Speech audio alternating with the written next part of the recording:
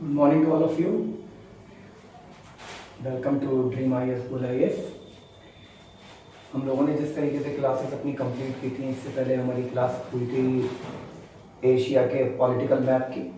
तो आज हम लोग एशिया का फिजिकल मैप पर अध्ययन करेंगे। जैसा कि आप लोग सब जानते हैं कि मेरी बहुत सी वीडियोस आपके मेरे चैनल पर पड़ी हुई हैं। आप चाहे तो उसको जाकर देख सकते हैं, उसको देखिए और उसको लाइक कीजिए, कमेंट कीजिए और सब्सक्राइब जरूर कीजिए मेरे चैनल को, जिससे मेरा चैनल ग्रो करे और मैं आपको और से और वीडियो दे सकूं। चलिए ज़्यादा बात ना करते हुए हम लोग अपने मैप को स्टार्ट करते हैं। आज हम लोग पढ़ने वाले हैं एशिया का फिजिकल मैप। फिजिकल मैप के अकॉर्डिंग हम सबसे पहले क्या अध्ययन करते हैं कि ये किन किन महासागरों से घिरा हुआ है, कौन कौन से ओशन इसको घेरे हुए हैं और कौन कौन से सी इसके आसपास पड़ते हैं, कौन कौन से सागर इसके आसपास पड़ते हैं। तो उन सागरों से किस तरीके से ये हमारा जो एशिया है किन सागरों से घिरा हुआ है, कौन से सागर इसके लैंडलॉक्ड है मतलब अंदर की तरफ है और कौन से सागर बाहर की तरफ पड़ते हैं। तो अंदर के सागर और बाहर के सागर दोनों सागर हम लोग इसमें पढ़ेंगे। तो कौन से सागरों के साथ ये सीमा भी बनाता है उसके बारे में हम लोग अध्ययन करेंगे। तो हम लोग इसके बाद हम लोग पढ़ेंगे इनमें माउंटेन्स कौन कौन से हैं, माउंटेन पीक्स पढ़ेंगे और इसकी माउंटेन रेंजेस हैं उसके बारे में भी पढ़ेंगे और सबसे बड़ी चीज़ इसमें रिवर्स के बारे में पढ़ेंगे। आज की नदियाँ जितनी जो हैं इसकी कौन कौन सी इंपॉर्टेंट नदियाँ हैं जिनके बारे में अक्सर सवाल हमारे कॉम्पिटिटिव एग्जामिनेशन में पूछे गए हैं। यूपीएससी में अक्सर पूछा जाता है कि कौन सी नदी कितने राज्यों से होकर बहती है और कौन सी नदी किन राज्यों के सीमा पर बहती है, उनके बॉर्डर पर बहती है। ठीक है, तो उन नदियों के बारे में हम लोग सब अध्ययन करेंगे। इनके प्लेट्यूज के बारे में अध्ययन करेंगे कि कौन कौन से प्लेट्यू हैं, कौन कौन से पठार हैं इनके। ठीक है, और डेजर्ट्स के बारे में अध्ययन करेंगे, कौन कौन से डेजर्ट भी हैं इसमें। ठीक है, तो सबसे पहले हम लोग स्टार्ट करते हैं कि कौन कौन से सागर महासागर हैं इनके आसपास हैं। तो सबसे पहले आपको मैं बता दूं कि यहाँ पर पड़ता है आप लोगों का प्रशांत महासागर मीन्स पैसिफिक ओशन। यहाँ पर आपका पड़ता है पैसिफिक ओशन। पैसिफिक ओशन इसको हम बोलते हैं वेस्ट पैसिफिक ओशन। ये वेस्ट पैसिफिक ओशन है और इसके उधर आप जाएंगे जो उत्तर अमेरिका है हमारा, नॉर्थ अमेरिका है, साउथ अमेरिका है हमारा, उत्तर अमेरिका, दक्षिण अमेरिका है, उसके पहले जो पड़ता है उसको हम ईस्ट पैसिफिक ओशन बोलते हैं। तो ये है आपका पैसिफिक ओशन। पैसिफिक ओशन कहाँ से गेम बनाता है? एशिया के पैसिफिक ओशन जो है वो एशिया के ईस्ट साइड में पड़ता है। आप लोग जानते हैं कि किस तरीके से लोकेशन होती है, आप इस तरीके से समझ सकते हैं। इसको हम नॉर्थ कहते हैं, ऊपर का हिस्सा नॉर्थ होता है, ये होता है हमारा साउथ और ये होता है हमारा वेस्ट और ये आ जाता है ईस्ट। तो देखिए अगर हमारा एशिया इस जगह पर है तो ईस्ट किस तरफ पड़ता है? इधर। तो इसका मतलब पैसिफिक ओशन किधर है? ईस्ट की तरफ। और ऊपर पड़ता है हमारा Arctic ocean. Arctic ocean Arctic ocean जो है वो नॉर्थ साइड में इससे सीमा बनाता है, नॉर्थ साइड में पड़ता है। सदर्न पार्ट में कौन सा पड़ता है? Indian ocean.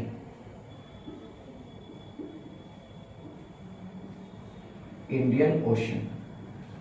इससे पहले मैंने आपको ये पॉलिटिकल मैप पढ़ाया हुआ है, आप इसमें जाकर वीडियो पर देख सकते हैं।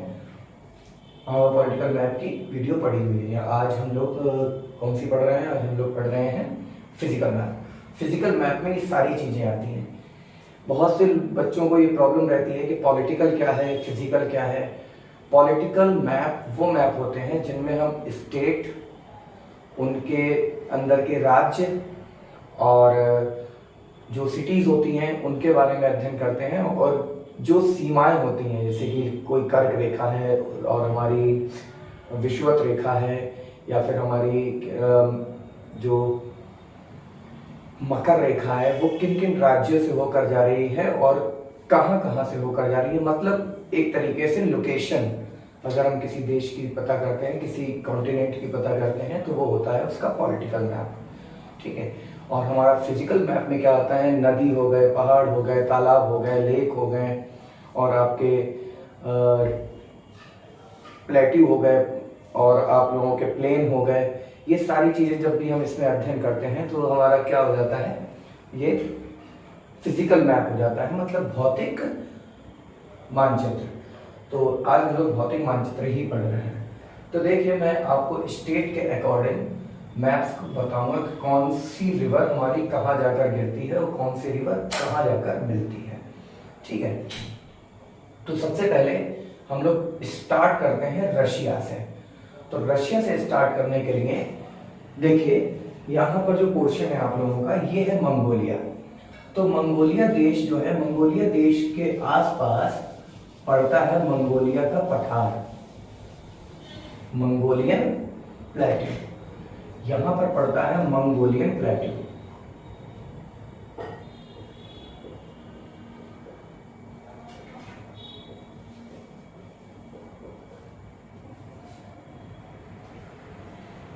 Mongolian plateau. तो मंगोलियन प्लेट्यू से के जस्ट नीचे आप आएंगे तो आपको यहां मिलेगा टिबेटन प्लेट्यू।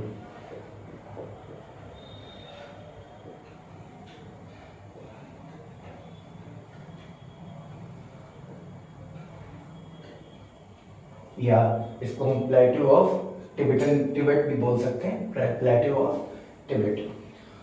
उसके बाद आप थोड़ा सा यहां पर आएंगे तो यहां पर आपको एक इस जगह पर एक नॉट, एक गांठ मिलती है जिसको हम बोलते हैं पामीर नॉट। पामीर नॉट। आप भारत के थोड़ा सा ऊपर जाएंगे तो ताजिकिस्तान है, ताजिकिस्तान हो गया, हमारा तुर्कमेनिस्तान हो गया, और हमारा यहाँ पर अफगानिस्तान, पाकिस्तान है। उनके आसपास जो है चाइना वगैरह, उनके बॉर्डर, सबको बॉर्डर का मिलाते हुए यहाँ पर एक गांठ पड़ती है, इसको बोलते हैं पामीर नॉट। इस पामीर नॉट से जो है कुछ रिवर इधर की तरफ निकलती हैं, कुछ रिवर इधर की तरफ निकलती हैं और जाकर अरल सी में या फिर हमारे कैस्पियन सी में जाकर गिरती है। और इस टिबेटन प्लेट्यू से सबसे ज्यादा रिवर निकलती हैं, टिबेटन प्लेट्यू से सबसे ज्यादा रिवर निकलती हैं। तो आपको मैं बताता हूँ, यहाँ प्लेट्यू ऑफ टिबेट है, तो आप लोग इसको इस तरीके से देख सकते हैं। मैं बता देता हूँ, ये देखिए, यहाँ का जो एरिया है ये पूरा टिबेटन प्लेट्यू कहलाता है। ये पूरा टिबेटन प्लेट्यू है। कहाँ पाया जाता है कि चाइना में, चाइना में टिबेटन प्लेट्यू रहता है। ठीक है। तो टिबेटन प्लेट्यू से हमारी जो रिवर निकलती है, जो चाइना की रिवर है, पहले हम लोग पढ़ेंगे इधर की रिवर। तो देखिए, यहाँ पे एक रिवर है जो मंगोलियन प्लेट्यू से निकलती है, जिसका नाम है ओब रिवर। ओब रिवर मंगोलियन प्लेट्यू से होती हुई इधर से यहां जाकर एक सागर पड़ता है जिसका नाम है कारा सागर।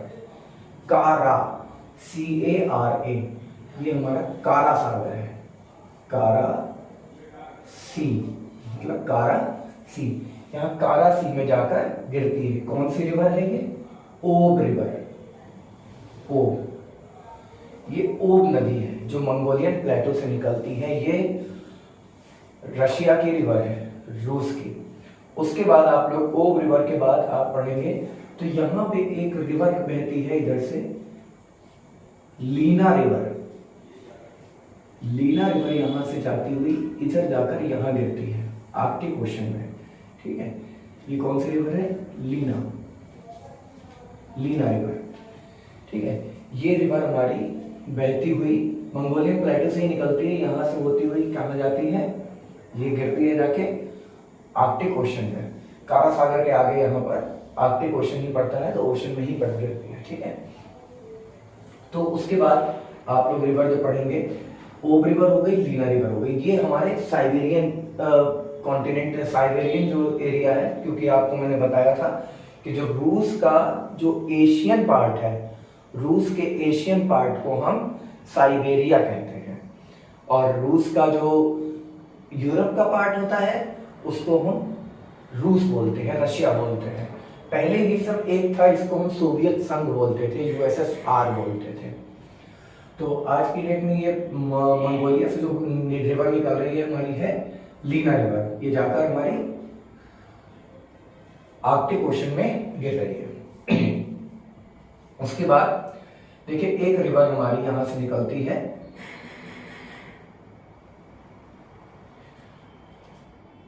इससे तिब्बतन प्लेट्यू से कई रिवर निकलती हैं। सबसे पहले आप रिवर देख लीजिए, एक रिवर निकलती है हांगहो रिवर।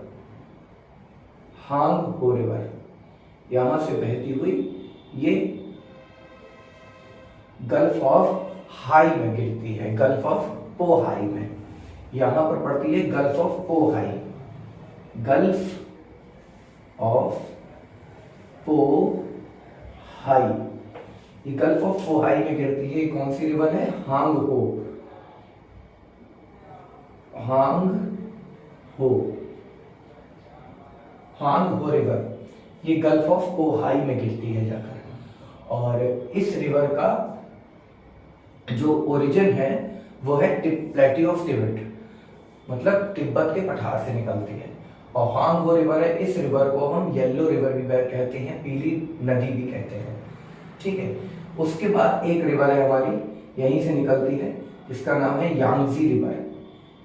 यांगजी, ये रिवर सबसे लंबी रिवर है चाइना की, जो जाकर पीले सागर में गिरती है, येलो सी में।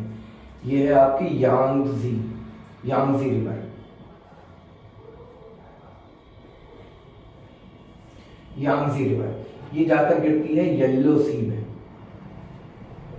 येलो सी, पीले सागर में। तो देखिए गल्फ ऑफ पोहाई है यहाँ पर, ये गल्फ ऑफ पोहाई है। ठीक है।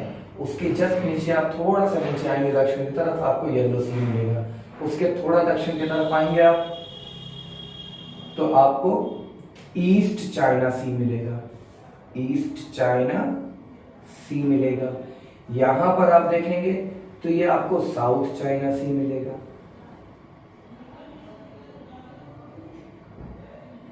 साउथ चाइना सी, आपको ये साउथ चाइना सी मिलेगा। यहां पर आपको सी ऑफ जापान मिलेगा, सी ऑफ जापान, ये सी ऑफ जापान है। और ये गल्फ ऑफ ओखोस्टक है, या ओखोस्टक सी भी कह सकते हैं इसको, ओखोस्टक सी, ओखोस्टक सी, ये ओखोस्टक सी है। ठीक है। तो इधर के एरिया के मैंने सी आप लोगों को बता दिया कि इधर के रिवर हम लोग पढ़ रहे हैं इसलिए। तो देखिए यहां पर जो आपको मिलता है ये वाला सी जो मिलता है, पहले तो आप जानते हैं ये है बे ऑफ बंगाल, ये आपकी बे ऑफ बंगाल। और बे ऑफ बंगाल के जस्ट आप इधर आएंगे तो आपको मिलेगा अंडमान सी, अंडमान सी, ये है आपका अंडमान सी। अंडमान सी में कुछ रिवर्स गिरती हैं। ये देखिए यांगजी रिवर हो गई, हांगहो रिवर हो गई, और इसमें हमारे चाइना में केवल ये दो रिवर जो है ज्यादातर पूछी जाती है। यांगजी रिवर सबसे बड़ी लंबी रिवर है चाइना की, और एशिया का ये हिस्सा जो है चाइना का, तो चाइना के इस हिस्से में यांगजी रिवर सबसे लंबी रिवर है। ठीक है। उसके बाद हमारा आता है, आप इधर आ जाइए, ये म्यांमार, कंबोडिया, लाओस, वियतनाम और थाईलैंड। म्यांमार, ये म्यांमार है, आप देखिएगा पॉलिटिकल मैप में ये म्यांमार है। म्यांमार से लगा हुआ थाईलैंड है। थाईलैंड से दो देश सीमा बनाते हैं, एक लाओस है। 3 देश सीमा बनाते हैं, एक तो म्यांमार हो गया, लाओस हो गया, कंबोडिया हो गया, और एक देश है हमारा ये है वियतनाम। तो इन देशों से कौन कौन सी रिवर होकर बहती है? प्रमुख नदियां, 3 प्रमुख नदियां हैं यहाँ पर। एक है मेकोंग, एक है आप लोगों की इरावदी, और एक नदी है आप लोगों की साल्वी नदी। तो हम लोग पूरब से पश्चिम की तरफ चलेंगे, मतलब ईस्ट से वेस्ट की तरफ कौन कौन सी रिवर बह रही है। सबसे पहले आप समझ लीजिए तिब्बत के प्लेट्यू से एक सबसे लंबी रिवर यहां से निकलती है इनकी, तो वो जो है वो एंटर करती है लाओस से, एंटर करती है लाओस से। लाओस से एंटर करने के बाद ये थाईलैंड और लाओस की सीमा पर बहती हुई, इस तरीके से सीमा पर बहती हुई ये कंबोडिया में प्रवेश करती है। कंबोडिया में प्रवेश करने के बाद ये लाओस में जाके अपना डेल्टा बनाती है। कहां पर? साउथ चाइना सी में। तो ये साउथ चाइना सी है, इस साउथ चाइना सी में ये जाकर अपनी सीमा बनाती है। अभी आप लोगों को दिख नहीं रहा होगा तो मैं यहाँ पे सीमा जो है ये मिटा देता हूँ, इतना हिस्सा। ये इसकी सीमा पर बहती हुई ये जो हमारी नदी है, इस नदी का नाम है मेकॉन्ग रिवर। कौन सी है? क्या नाम है? मेकॉन्ग। ये मेकॉन्ग रिवर है। ये रिवर इधर आप जब जाएंगे दक्षिण, इस एरिया को क्या बोलते हैं हम लोग? South eastern part of Asia. South eastern part of Asia की सबसे बड़ी नदी जो है मेकॉन्ग रिवर है। इस मेकॉन्ग रिवर को पूछा जाता है कि कितने देशों से होकर बहती है। तो ये कौन कौन से देशों से होकर बह रही है? सबसे पहले तो ये चाइना में है, तिब्बत से निकलती है। तो चाइना से बहती हुई ये धीरे धीरे कहां तक आती है? ये आती है आपकी लाओस में। लाओस से फिर कहां आती है? लाओस से ये लाओस और कंबोडिया के, लाओस और थाईलैंड की सीमा पर बहती हुई कंबोडिया में प्रवेश करके, कंबोडिया में जब ये प्रवेश करती है उसके बाद ये जाकर वियतनाम के एंड पॉइंट पर एक अपना मुहाना बनाती है। और मुहाना कहां बनाती है? साउथ चाइना सी में। साउथ चाइना सी में। इसके बाद आप जस्ट इसके वेस्टर्न पार्ट में आएंगे तो आपको यहां पर मिलेगी साल्वीन नदी। साल्वीन नदी जो है वो साल्वीन नदी हमारी जो सीमा बनाती है, जो गिरती है, वो गिरती है इधर अंडमान सी में। लेकिन वो कहां कहां बहती है? यहां से निकलती है वो प्लेट्यू ऑफ तिब्बत से। प्लेट्यू ऑफ तिब्बत से निकलती है और म्यांमार में बहती हुई, चाइना में बहती हुई, म्यांमार में बहती हुई, ये चाहती है थाईलैंड की सीमा और कंबोडिया की, थाईलैंड और म्यांमार की सीमा पर बहती हुई ये अंडमान सी में अपना मुहाना बनाती है। ये अंडमान सी में अपना मुहाना बनाती है। ये आप लोगों की साल्वीन नदी है। इस नदी का नाम है साल्वीन नदी। ठीक है, इस नदी का नाम है साल्वीन नदी। तो देखिए ये नदी जो है वो यहां पर आकर अपना मुहाना बनाती है। कहां पर? अंडमान सी में। ये सारी चीजें लिखते जाइएगा कि इसका मुहाना कहां है और ये कहां से निकलती है। तो मैंने अभी क्या बताया आप लोगों को? मेकॉन्ग रिवर कहां से? तिब्बत, प्लेट्यू ऑफ तिब्बत से निकलती हुई कहां गिरती है? आकर साउथ चाइना सी में। और जो साल्वीन नदी है, ये नदी है हमारी, इस नदी का नाम है साल्वीन। आपको स्पेलिंग ना दिख रही हो तो मैं बोल देता हूं SALWEEN, साल्वीन। साल्वीन नदी है, ये यहां पर आकर गिरती है। और एक और नदी है जो नदी यहीं से निकलती है आपके प्लेट्यू ऑफ तिब्बत से, लेकिन वो केवल हमारी म्यांमार में और चाइना में बहती है। म्यांमार और चाइना में बहती हुई कहां गिरती है? अंडमान सी में। कहां गिरती है? अंडमान सी में। और अंडमान सी में इसका मुहाना है। यहाँ कहां पर है? हमारे ये क्वेश्चन पूछा गया है कि इरावदी नदी जो है, इरावदी नदी है, इसका नाम है Irrawaddy. IRRVADI, Irrawaddy river. Irrawaddy river का मुहाना किस सागर में पड़ता है? तो इरावदी नदी का मुहाना अंडमान सागर में है। और अंडमान सागर इसका नाम क्यों है? क्योंकि हमारे भारत का एक यूनियन टेरिटरी है, ये जो हमारा यूनियन टेरिटरी, इसका नाम है हमारा अंडमान निकोबार। तो अंडमान निकोबार की वजह से इसको अंडमान सी बोलते हैं। अंडमान सागर के इधर, अंडमान निकोबार के इधर जो है वो बे ऑफ बंगाल है, अंडमान निकोबार के उधर जो है वो अंडमान सी है। आखिर वैसे अंडमान सी बंगाल की खाड़ी का ही एक पार्ट है, छोटा सा अंडमान सी है।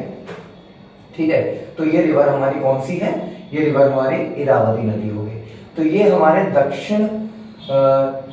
दक्षिण पूर्व एशिया की, मतलब साउथ ईस्ट एशिया की रिवर हो गई। ये साउथ ईस्ट एशिया की रिवर हो गई और मैंने आपको नॉर्थ की रिवर बता दी और ईस्ट की रिवर बता दी। तो ये रिवर है हमारी मेन रिवर। ठीक है, इसके बाद हम लोग आते हैं भारत की रिवर पे। आप लोग जानते हैं भारत की रिवर के नाम, जिनको पता है वो ठीक है, इनको नहीं पता है वो जान लिया आज। तो देखिए यहां पर हमारे भारत के ये प्लेट्यू ऑफ तिब्बत, पहले प्लेट्यू ऑफ तिब्बत भी यही, ये पूरा इतना हिस्सा प्लेट्यू ऑफ तिब्बत का ही है, ठीक है। तो प्लेट्यू ऑफ तिब्बत से यहाँ पर मानसरोवर लेक है, मानसरोवर लेक के पास है, मानसरोवर लेक के पास से राकस ताल से, क्या नाम है, राकस ताल, राकस ताल से एक नदी निकलती है जिसका नाम तिब्बत में, इसको हम सांगपो बोलते हैं, क्या बोलते हैं, सांगपो, सांगपो रिवर। और जैसे ही ये हमारे भारत में प्रवेश करती है अरुणाचल प्रदेश से होते हुए, अरुणाचल प्रदेश से होते हुए ये जब भारत में प्रवेश करती है तो एक नदी जो है, छोटी सी नदी, वो आकर इससे मिल जाती है, तब ये नदी दिहांग रिवर के नाम से जानी जाती है। दिहांग रिवर के बाद जब ये हमारी नदी ये असम में प्रवेश करती है, असम में प्रवेश करती है, तो असम में प्रवेश करने के बाद इस नदी का नाम ब्रह्मपुत्र हो जाता है। असम में प्रवेश करने के बाद इस नदी का नाम ब्रह्मपुत्र हो जाता है। और ब्रह्मपुत्र के बाद जब ये असम से बहती हुई, जैसे ही ये हमारी नदी बांग्लादेश में प्रवेश करती है, तो बांग्लादेश में इसका नाम जमुना हो जाता है। तो ये देखिए, आप देखिए इस नदी के जगह जगह नाम, 3 नाम है, पूरे इसके 4 नाम हो गए। सबसे पहला नाम कौन सा था, तिब्बत में सांगपो। उसके बाद जब ये हमारे अरुणाचल प्रदेश से प्रवेश करती है तो इसमें एक नदी दिहांग नदी मिलकर मिलती है, तो ये दिबांग नदी कहलाती है, दिहांग नदी। उसके बाद ये जब असम में प्रवेश करती है तब इसका नाम हो जाता है ब्रह्मपुत्र रिवर, ब्रह्मपुत्र नदी। उसके बाद जब ये बांग्लादेश में प्रवेश करती है तब इसका नाम जमुना हो जाता है, जमुना रिवर, ठीक है। तो ये रिवर है हमारी, और इसकी बहुत छोटी छोटी ट्रिब्यूटरी भी है। जब हम भारत का मैप पढ़ेंगे और उसका ड्रेनेज सिस्टम पढ़ेंगे, इंडियन फिजिकल मैप जब पढ़ेंगे तो उसमें ड्रेनेज सिस्टम जब पढ़ेंगे तब इसकी सारी में एक अलग अलग नदी सिस्टम होता है, ड्रेनेज सिस्टम अलग अलग होता है। गंगा रिवर का सिस्टम है आपका, और ब्रह्मपुत्र रिवर का सिस्टम है, और इंडस रिवर का सिस्टम है, अलग अलग रिवर सिस्टम होते हैं। तो उन रिवर सिस्टम को जब हम ड्रेनेज पढ़ेंगे तब मैं हमको सारी इसकी जितनी भी ट्रिब्यूटरी है उन ट्रिब्यूटरी का नाम बता दूंगा मैं, ठीक है। तो वैसे मैं छोटी छोटी बता देता हूँ, एक दिहांग है, दिबांग है, और आपकी तीस्ता रिवर है, ठीक है। ये रिवर जो है इसकी सहायक नदियां हैं। उसके बाद हमारे भारत में एक नदी यहां से निकलती है, ये नदी गंगा रिवर है। और गंगा रिवर जो है हमारी यहाँ से बहती हुई, उत्तर प्रदेश से बहती हुई, यहाँ से बहती बहती ये पश्चिम बंगाल है, बिहार है, इन सबसे बहती हुई कहाँ जाती है, ये एंटर करती है। देखिए सबसे पहले आपको मैं बता दूं, इसके भी कई नाम है, भागीरथी, अलकनंदा, मंदाकिनी, इसके इतने नाम हैं। तो ये मैं आपको जब भारत का रिवर सिस्टम पढ़ाऊंगा तब उसमें बताऊंगा कि कहाँ पर इसको भागीरथी बोलते हैं, कहाँ इसको मंदाकिनी बोलते हैं, और कहाँ इसको अलकनंदा बोलते हैं, और कहाँ इसको पद्मा बोलते हैं। तो देखिए ये जैसे ही रिवर हमारी, ये देखिए यहाँ से पहले भागीरथी होती है, उसके बाद ये अलकनंदा हो जाती है, फिर उसके बाद मंदाकिनी हो जाती है। उसके बाद जब ये पश्चिम बंगाल में प्रवेश करती है तो इसका नाम फिर से भागीरथी हो जाता है। क्यों? क्योंकि ये 2 भागों में विभाजित हो जाती है। 2 भागों में, एक भाग इसका चला जाता है कलकत्ता की तरफ, उस कलकत्ता में जो इसका भाग जाता है उस भाग को हम बोलते हैं हुगली रिवर। तो वो हुगली रिवर जो होती है वो कलकत्ता में बहती है, कलकत्ता में जाके गिरती है। तो ये नदी जो है अंदर बहती हुई जब ये पश्चिम बंगाल में एंटर करती है तो पश्चिम बंगाल में इसका नाम हो जाता है पद्मा। और जब ये जमुना से मिलती है तो ये पद्मा नदी कहलाती है। पद्मा नदी जब ये पहुंचती है आपके बांग्लादेश के तट पर, बांग्लादेश के कहां पर, तट पर पहुंचती है, तो उस तट का नाम है सुंदरबन डेल्टा। तो वहां पर दुनिया का सबसे बड़ा सुंदरबन डेल्टा ये बनाती है। और वहां पर इस नदी पर एक छोटी सी नदी साइड पूर्व की तरफ से एक छोटी सी नदी आकर इससे मिलती है, इसका नाम है मेघना। तो मतलब मेघना नदी के नाम से ये अपना डेल्टा बनाती है सुंदरबन में, मेघना नदी से। देखिए यहाँ पर दुनिया का सबसे बड़ा डेल्टा सुंदरबन डेल्टा ये बनाती है। सुंदरबन डेल्टा का नाम सुंदरबन क्यों पड़ा? क्योंकि यहाँ पर एक वृक्ष पाए जाते हैं, जंगल पाए जाते हैं, वहाँ एक वृक्ष पाया जाता है सुंदरी वृक्ष। उस सुंदरी वृक्ष के नाम पर यहाँ पर सुंदरबन डेल्टा है नाम रखा गया। सुंदरी वृक्ष क्या है? एक तरीके के आपके जो पानी में उगने वाले पेड़ों का नाम होता है, ठीक है, पानी में उगने वाले पेड़ होते हैं। तो ये हो गई हमारी गंगा रिवर। एक रिवर यहाँ से मानसरोवर लेक से, यहाँ पर मानसरोवर लेक है, मानसरोवर लेक से एक रिवर निकलती है हमारी जो अक्साई चीन से प्रवेश करती है और हमारे भारत के जम्मू एंड कश्मीर में पीओके में होती होती ये नदी इस तरीके से बहती हुई यहाँ से अरब सागर में गिरती है। ये है आपका अरेबियन सी। ये क्या है? अरेबियन सी। इस अरेबियन सी में आकर गिरती है। इस नदी का नाम क्या है? इस नदी का नाम है, इस रिवर का नाम है इंडस रिवर। क्योंकि इंडस रिवर, और इंडस रिवर इसलिए मशहूर है क्योंकि दो तरीके से मशहूर है। एक तो इसका जो ड्रेनेज सिस्टम है वो बहुत बड़ा है, और दूसरा इसके आसपास एक सिविलाइजेशन पाई गई थी जिसका नाम है इंडस वैली सिविलाइजेशन, जिसको आप लोगों ने पढ़ा होगा, जिसको हड़प्पा सिविलाइजेशन भी बोलते हैं।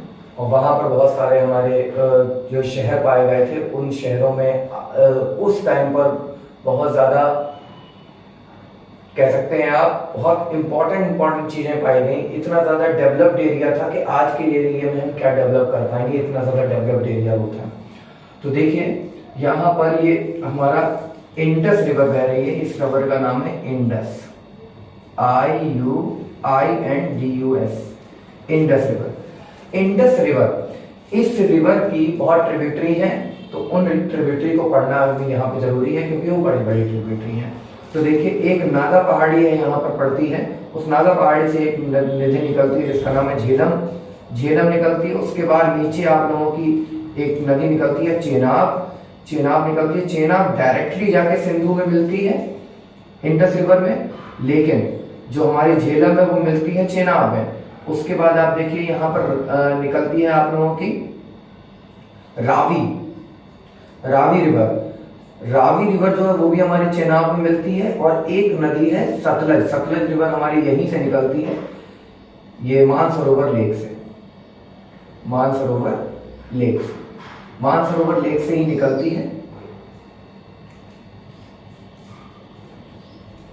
मानसरोवर लेक से निकलते हुए ये सतलज रिवर है। सतलज रिवर आकर यहाँ, ये हमारे पंजाब में, हरियाणा में बहती हुई, इसी पर ही बाखड़ा और नांगल बांध भी स्थित है।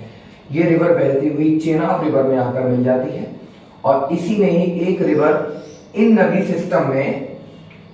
सिस्टम में केवल और केवल एक नदी है, ब्यास नदी। वो केवल और केवल हमारे भारत के राज्यों में बहती है, बाकी सारी नदियां जो है पाकिस्तान और भारत में बहती हैं।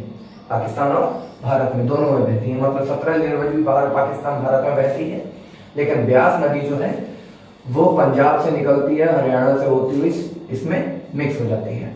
तो ये रिवर सिस्टम है हमारे इंडस का, और इसी में हमारे भारत की ही रिवर है एक, ये उत्तर से यहीं से निकलती है बंदरपूछ से। बंदरपूछ एक मानसरोवर लेक के पास में बंदरपूछ जगह पड़ती है, वहां से एक निकलती है यमुना रिवर। यमुना रिवर आकर यहाँ प्रयागराज में भारत से मिलती है, गंगा रिवर से मिलती है। तो इसकी गंगा रिवर की बहुत सी ट्रिब्यूटरी हैं, धौली गंगा हो गई, और आपकी राम गंगा है, कोसी रिवर है, गंडक है, और आपकी स्वर्ण रेखा रिवर है, और आपकी चंबल रिवर है। चंबल रिवर आकर आपकी कहाँ से मिलती है? चंबल रिवर यहाँ से निकलती है, और चंबल रिवर ये यमुना में मिलती है। ठीक है, हम लोग जब भारत का ड्रेनेज सिस्टम पढ़ेंगे तब इनको डीपली पढ़ेंगे। आप देखिए, इधर देखिए, यहाँ पर एक रिवर है जो बहती है जिसका नाम है नर्मदा। नर्मदा जो है वो एक तरीके की रिवर वैली, मतलब पहाड़ी के बीच में बहती है, विंध्य पहाड़ी और सतलज पहाड़ी के बीच में, सॉरी सतपुड़ा और विंध्य पहाड़ी के बीच में जो रिवर बहती है उस रिवर का नाम है नर्मदा रिवर। नर्मदा रिवर के जस्ट नीचे एक रिवर बहती है जिसका नाम है तापी रिवर। तो ये नर्मदा है और ये तापी है।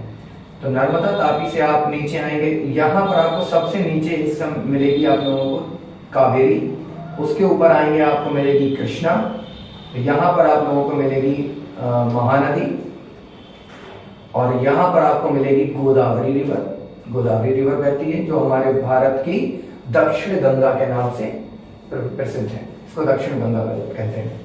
और यहाँ पर हुगली रिवर है, ये भारत से अलग होकर ये हुगली रिवर हमारे पश्चिम बंगाल के कोलकाता में जाके गिरती है। तो ये हो गई हमारे भारत की रिवर। इसके बाद हम लोग इधर आते हैं, यहाँ पर दो रिवर का नाम है, दोनों रिवर जो है वो दरिया के नाम से जानी जाती हैं, दरिया। ठीक है, एक है हमारी सायरे दरिया, ये सायरे दरिया है, SYR सायरे दरिया। ये ज़्यादा इतनी इंपॉर्टेंट रिवर नहीं है, लेकिन फिर भी इसको पढ़ना जरूरी है। ये कहाँ से निकलती हैं? ये हमारे ताजिकिस्तान से निकलती है, ताजिकिस्तान से बहती हुई ये है अरल सी में जाकर गिरती है, ये जाकर अरल सी में गिरती है। अरल सी कहाँ पर है हमारा? अरल सी पड़ता है हमारा ये देखिए, ये है अरल सी। अरल सी आपका यहाँ नहीं, अरल सी आपका पड़ता है ऊपर की तरफ। ठीक है, सरल दरिया यहाँ पर, ये अरल सी है, यहाँ पर जाकर ये अरल सी में मिलती है। ठीक है, अरल सी किसके बीच में पड़ता है? अरल सी पड़ता है उज्बेकिस्तान और कजाकिस्तान की सीमा पर, छोटा सा। ये अरल सी जो है बहुत पहले बहुत बड़ा सागर हुआ करता था, लेकिन अब ये जो है सूख कर बहुत छोटा हो गया है, बहुत इसमें पानी कम हो गया है, कहते हैं इस पानी खत्म ही होने वाला है इसमें। तो ये तो हो गई नदियां। और देखिए दो नदियां और हैं, आपको बता दूं, यहाँ पर आपको इराक और ईरान पर, यहाँ पर निकलती है ये सीरिया हो गया, इराक हो गया, और ईरान से बहती हुई ये गिरती हैं पर्सिया की गल्फ ऑफ पर्सिया में। ये भी सीरिया से निकलती है, गल्फ ऑफ पर्सिया। ये दो नदियों के नाम है, एक का नाम है यूफ्रेट्स, इस रिवर का नाम है यूफ्रेट्स,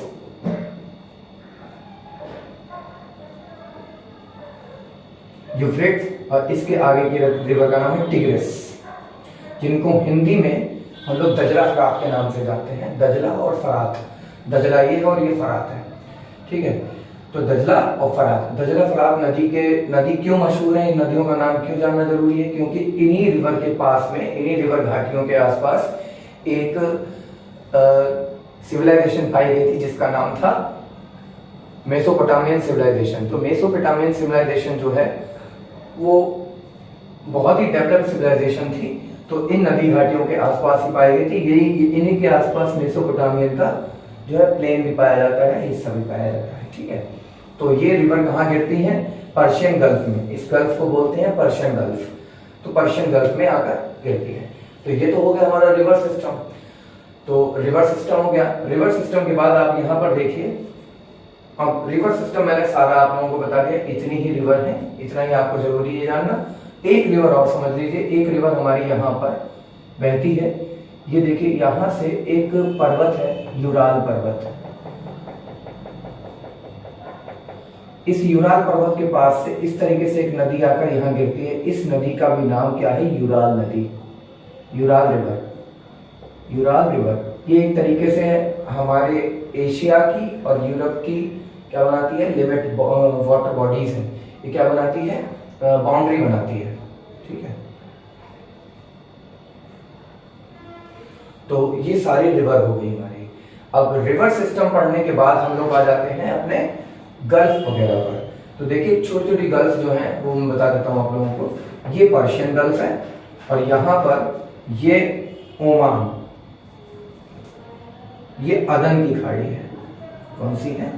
अदन, bay of, Gulf of Aden, Gulf of Aden, ये गल्फ ऑफ अदन है। और इसके बाद यहाँ पर आप देख सकते हैं रण ऑफ कच्छ, कच्छ रण, कच्छ का रण है, कच्छ का रण यहाँ पर आप कह सकते हैं। यहाँ पर भी Gulf of Kutch, Gulf of Kutch पाई जाती है, यह बे ऑफ बंगाल है। ठीक है, उसके बाद यहाँ पर पर्शियन गल्फ मैंने बताया आप लोगों को, और यहाँ पर पड़ता है रेड सी। इधर आप लोगों का अफ्रीका है, अफ्रीका है, अफ्रीका है, और यहाँ पर रेड सी पड़ता है, रेड सी। इसके बारे में मैं पिछले वाले वीडियो में बता चुका हूँ, आप लोग जाके वहाँ पर पढ़ सकते हैं। उसको वीडियो को देखने के बाद ही आप ये वीडियो देखिएगा, या फिर आप ये भी देख सकते हैं, क्योंकि फिजिकल मैप अलग चीज होती है, पॉलिटिकल मैप अलग चीज होती है। फिजिकल मैप को जानना और पॉलिटिकल मैप को जानना अलग अलग होता है। ठीक है, तो रेड सी है, ये रेड सी हो गया, ये गल्फ ऑफ अदन हो गया, और यहाँ के सी तो मैंने आप लोगों को बता दिए थे। ये हमारा बंगाल है, बे ऑफ बंगाल है, और यहाँ पर ये पड़ता है तुर्की देश। तुर्की देश के पास में यहाँ पर जो सी पड़ता है, इसको बोलते हैं मेडिटेरियन सी, मेडिटेरियन सी। तो ये है हमारा मेडिटेरियन सी, ठीक है। तो ये हो गए हमारे सारे सी। और यहाँ पर पड़ता है ये कैस्पियन सी, इस सी का नाम है कैस्पियन। ये वाला सी जो है, इस सी का नाम है कैस्पियन सी।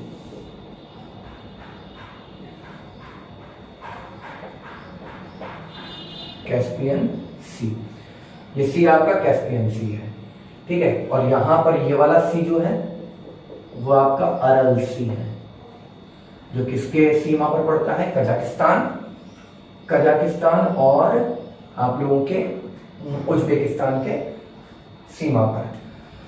शायद वीडियो बहुत बड़ी हो चुकी है। अब इसके बाद हम लोग माउंटेन है और माउंटेन पीक है, प्लेट्यू है, प्लेन्स हैं। अगली वीडियो में हम प्लेट्यू, माउंटेन और माउंटेन पीक्स पढ़ेंगे, ठीक है। और क्या रह गया है हमारा, और हमारे रह गए हैं डेजर्ट्स, और डेजर्ट्स के बारे में भी हम लोग अध्ययन करेंगे। तो आज के लिए इतना ही।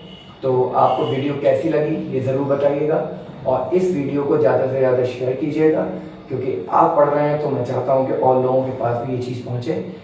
तो इसका कैसा आप लोगों को ये चीज़ वीडियो लगी, आपको वीडियो का थोड़ा कमेंट करके मुझे ज़रूर बताइएगा इस वीडियो के बारे में, क्योंकि आपके कमेंट से ही हम अच्छाई बुराई जानते हैं कि हमारी वीडियो में क्या अच्छाई है क्या बुराई है। तो मैं कैसे इसको इम्प्रूव कर सकता हूँ, आप डेफिनेटली मुझे इसको बताइएगा, ठीक है। तो कोशिश मैं करता रहूँगा, आप भी कोशिश करते रहें, आप मेरी वीडियोस को शेयर करते रहें और मेरे चैनल को सब्सक्राइब करवाते रहें। So guys, thank you, have a nice day, bye bye.